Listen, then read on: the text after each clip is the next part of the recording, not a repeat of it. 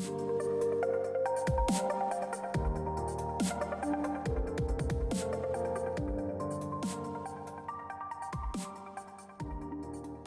beautiful beings, it's so lovely to connect with you. For those of you who don't know, my name is Becc. I am a spiritual teacher and a psychic channel. I want to share with you some wisdom and loving guidance that has come through spirit very much in my life, in my personal life, and is applicable for this current time. So in the current time that we are experiencing, many people in the inner level, in your personal level, are feeling an intensification of pain. There is a purifying effect that is happening on the planet that is creating it so that we are meeting with a lot of our wounds in a very strong way. We are also more externally or outside of ourselves observing many abuses occurring at this time. And it is difficult to watch as a human, right? Sometimes it is so hard. I know I have had moments where I just cry or want to cry to observe that. And in our learning of how to move through this, when I have spoken with spirit, and also in my personal life when I'm meeting with that pain and feeling suffering in that, something that always reoccurs is this idea that everything is divinely perfect, and that this is because all is going exactly as is perfectly needed for the spiritual evolution of the individual and the collective and life. There is an innate perfection in the isness of life. There is an innate truth of life that life simply is. And many people perceive that as neutral, but I always think it's not just that it is neutral, but it is also a loving, there's something loving in there, and I just call it a loving awareness, because it's loving and it's aware or alive or conscious. And in our experience, as we're meeting with pain in our past, in our current time, potentially in the future if you worry, we are asked to really look at things differently. That's the wisdom that comes through for spirit on this, and your experience with your wounding is to begin to look at things differently. And the difference can be that this is divinely perfect, and that all there is God. All there is God. There is nothing in creation that is not of God, that is not of this loving awareness, this spiritual essence. And when we can take on that perspective, we can look at our suffering with a different lens. We see something that on our human self we feel like it shouldn't have happened, and it's got a badness, it's bad or it's wrong.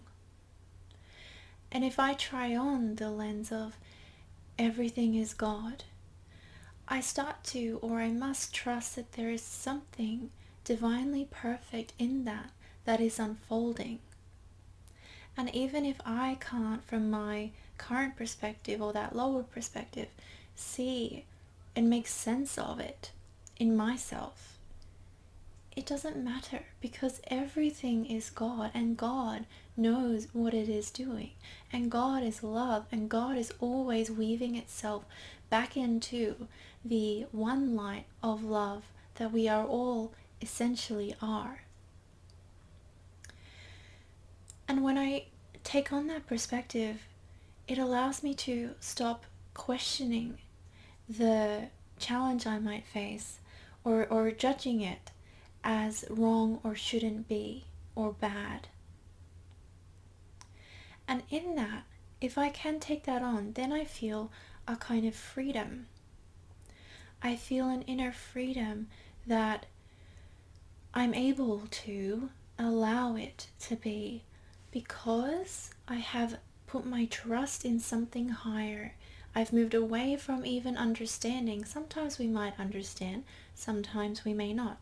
but I move away from that and I remember the essential nature of what life is, which is loving and always unfolding back into itself.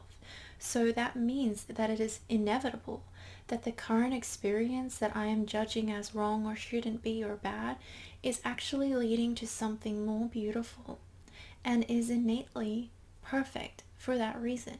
It knows what it's doing.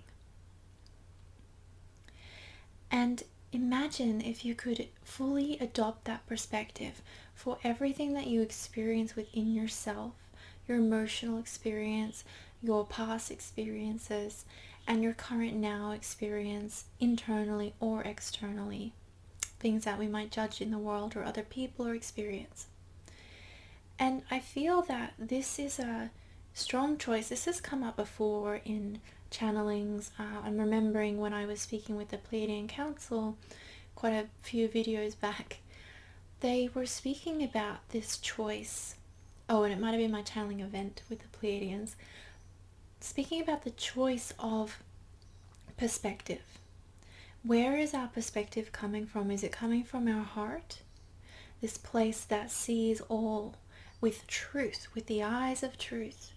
Or does it come from our emotional or unhealed identity of self?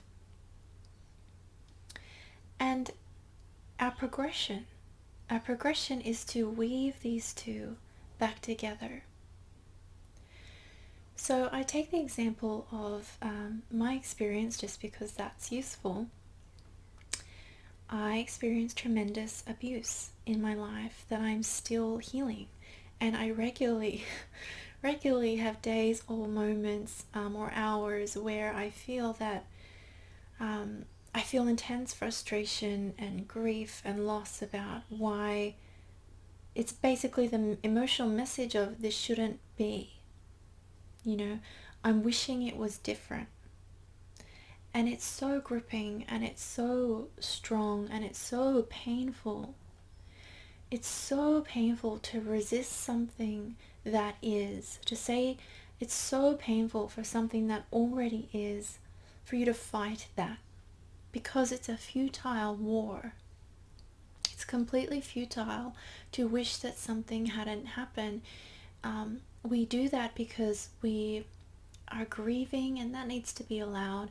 But often we also do it because we're still trying to control. Essentially, we have not yet accepted. We have not yet accepted. And that resistance is kind of different flavors or expressions of trying to control.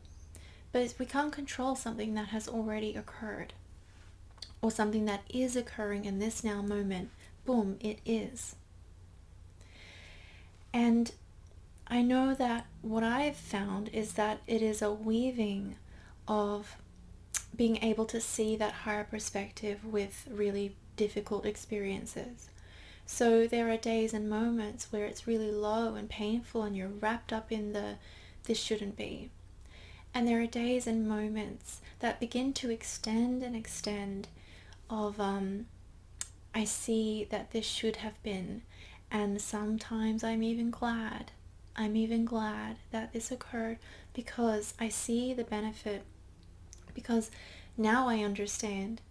It's like I needed that understanding. It's like this understanding is giving me permission to accept and trust in it. But what if we skip that step and we just remember, when you meet with something difficult, remember that it is God. Our need to understand is actually a very human survival kind of thing, where in the mind and in the ego we seek to understand so that we might further control. And our mind and our ego's job is to make sense of things, to make it all make sense, so now I feel safe and potentially like I can control it and I'm safe. Whereas spirit asks us to, and living from this higher place, asks us to simply trust, simply remember that what you're experiencing is somehow divine. When we can do that, it doesn't mean that we don't respond to difficult circumstance and try to improve them. What it actually does is it allows you to respond more fully, because you are no longer having so much of your energy in resistance to it, and you're not coming at it from an attitude of trying to fix and change it, which sounds a bit strange because what you do is actually going about changing it. But there's a different motivation that becomes, I can try to fix and change and solve something that's already happened that I don't like or that I feel is bad. Or if I come from acceptance, it's more like, I accepted this, now I can respond and I can support or offer healing or create transformation. Fixing and changing is more about trying to undo what has been done or what has occurred already. You cannot undo what has been done. You can only add love, add light, add healing. And we can only become truly capable of that, truly capable of doing that in fullness, when we are not doing it from a place of, I'm doing this because I really need it to change, because it's just more fixing. And it takes practice, and it takes a weaving of this perspective with those lower perspectives. It takes allowing yourself to grieve the way that life was, the way that life is, but not identifying, the guys are saying now, not identifying so much with those emotions, and honoring that you are moving forwards. The guys are saying allowing yourself to change. Allowing things to change requires accepting what was. It really, really does. And it doesn't happen in big jumps, though that can happen. It happens more often in little weavings and pieces of it. But there is a part here where, as people, we always have the choice of what perspective we're adopting. And I know that I found myself in the past, and other people in the spiritual community, we worry that if we go into like, okay, this is divinely perfect, that we're bypassing, or that that's not okay. But we also cannot bypass the truth of God that is. So it's that balancing of, this is God and I see that and I remember that, and that gives me a little or a great sense of ease depending where I am with that. And I feel my lower self, pushing against and reverberating, like reverting away from it, being repelled by it and wanting to fix it and all these things. When we honor exactly what is, that I might have these emotional lower thoughts and things that I need to release and give divine presence to, and that there is this truth that all there is God. That is not spiritual bypassing. That is living in and saturating in truth. At the moment, I really feel from spirit and, as I said, extra-dimensional helpers or energies like Pleiadians, etc., that humanity particularly, we are at the point of ascension. We are at the point where we have to start to adopt, I am God, all there is God, this is God. This will create peace and harmony across our earth, in our collective. If I can look at the worst atrocities that are occurring now, I speak from my own frustration with what's happening spiritually right now, and what guides have told me, and what I'm practicing, is to view it all as a central key or a essential note in the harmonic or harmony of the song, the full symphony or the song that is playing out.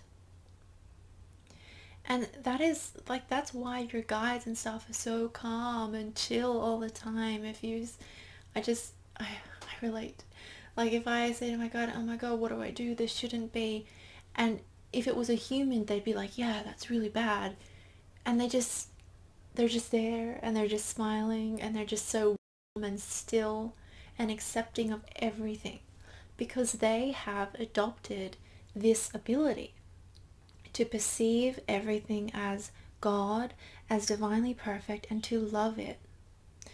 When we see that, we naturally begin to simply love what is, because we are what is and because we register it as ourselves.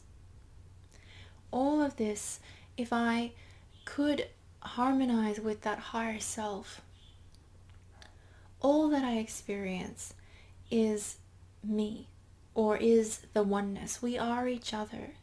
These abuses that I observe and that you have in your life, or pain that you have in your life, I mean, it is all, we are all of this one isness.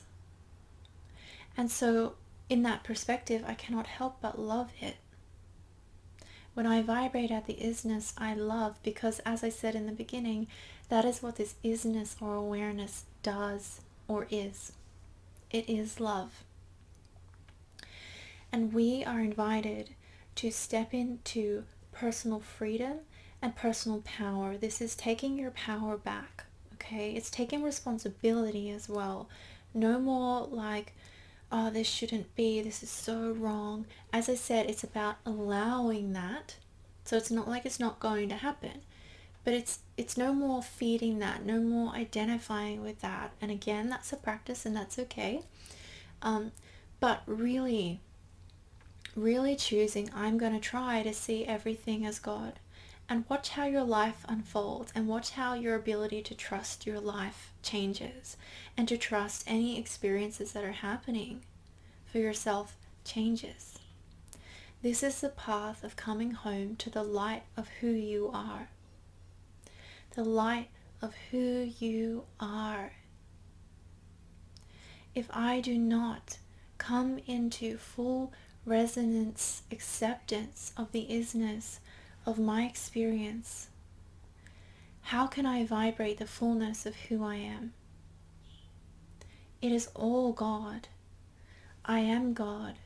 It is a belonging with life, a connection to life, a connection to our collective. And as I'm hearing myself speak, I'm thinking, oh, this is the weaving of unity consciousness. Okay? It is the beginning threads of unity consciousness that is shining through. Doesn't that make sense then with why this would be the advice for the current time? You would think it would, we might think it would be to fight and to, and again, there will be moments to respond to things, but what if we just focus on what we truly are and what we truly want, and we cultivate the magnetic force of that remembering by being the isness, and by looking at your life experience with so much reverence for the sacred expression of what it is. It is always unfolding toward the fuller expression of your light, because that is what life does. And we have the choice to be in denial of that, or to be in full awareness of that and living from that truth. I think that's really the choice, is to live from that truth. We have to loosen our grip on our identity. And I keep seeing this, like, I'm doing this because I see this vision of like a person or people kind of raising yourself above to have a higher view. And this is going to be the loosening of identity. And then we are able to more fully adopt our oneness identity, and then we are able to sing unity, to be unity. And I will say, from a human perspective, more of a 3D maybe perspective, that when you heal and you practice acceptance, you will also naturally begin to see the divine benefits of pain that you might experience or might have experienced, or that in other people's lives that you care about, whatever it is. You see that you could not be who you are now, or some of the gifts and things that you have now would not have been born without having that experience. And that's the function of what's happening here and why we have painful experience.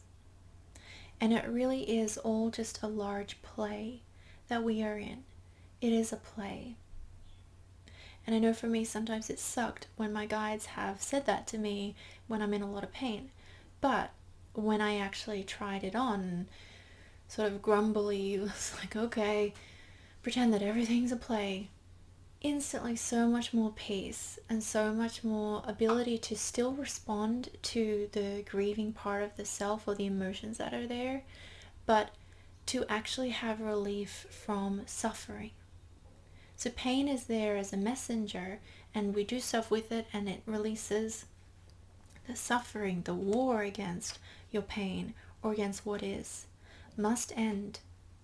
And it ends through disidentifying, it ends through remembering the realness of the truth that all there is God. All there is God. And so I thank you so much for being here today. Please remember that you can book a sacred session with me if you would like to that involves psychic magic and healing. I also offer unfoldment mentorship, which is a really beautiful offering, and we have sacred magical classes and healing classes, which I am so grateful for all of you to be a part of. And please remember to comment, like, and subscribe, and possibly donate if that's in your heart. This is supported by your donations and my gratitude. You have my gratitude, and thank you, thank you, thank you.